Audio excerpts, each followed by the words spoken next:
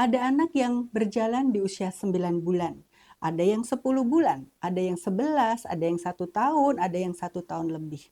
Nggak apa-apa, yang penting kita memang harus mengamati tumbuh kembang anak.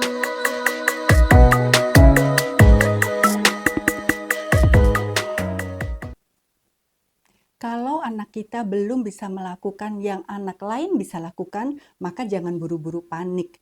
Setiap anak memiliki pertumbuhan dan perkembangannya masing-masing. Selama masih di dalam rentang perkembangan dan pertumbuhan yang normal, maka semuanya akan baik-baik saja. Ada anak yang berjalan di usia 9 bulan, ada yang 10 bulan, ada yang 11, ada yang 1 tahun, ada yang 1 tahun lebih. Nggak apa-apa, yang penting kita memang harus mengamati tumbuh kembang anak secara detail sekaligus secara holistik. Kita lihat pertumbuhan fisiknya, bagaimana dengan berat badannya, kemudian tinggi badannya, bagaimana dengan perkembangan motorik halusnya, apakah dia bisa meremas, menggenggam, menjimpit misalnya, kemudian bagaimana dengan motorik kasarnya, bagaimana cara dia berjalan, bagaimana cara dia melompat, berlari, dan sebagainya. Kita kemudian perhatikan juga aspek yang lain, misalnya perkembangan emosi. Apakah anak merasa bahagia, senang kalau dia mendapat kado atau bisa melakukan kegiatan yang menurut kita menyenangkan? Apakah anak marah kalau dia diganggu? Apakah dia merasa sedih kalau dia tidak bisa mendapatkan apa yang dia inginkan? Apakah nampak anak kita pernah kecewa, pernah sedih, putus asa, dan lain sebagainya? Kita amati. Kemudian bagaimana dengan perkembangan sosialnya? Apakah dia senang bermain dengan teman-temannya? Atau dia hanya melihat dari jauh, mengamati, tapi tidak berani untuk berbaur atau memang tidak mau untuk berbaur?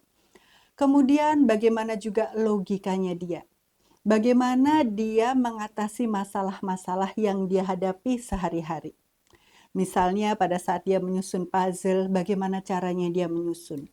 Apakah dia meletakkan kepingan yang salah kemudian tidak bisa karena tidak cocok, dia coba, atau dia mencari alternatif lain?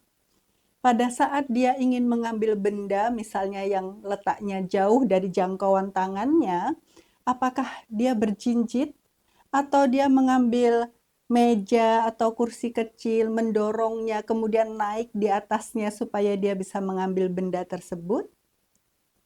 Pendeknya, kita harus mengamati semua tumbuh kembang anak secara detail dan secara holistik. Kalau kita ragu-ragu, kita cemas dengan perkembangan anak kita bisa berkonsultasi ke profesional yang terdekat. Misalnya ke puskesmas, ke posyandu, ke dokter anak kalau ada, ke psikolog kalau ada.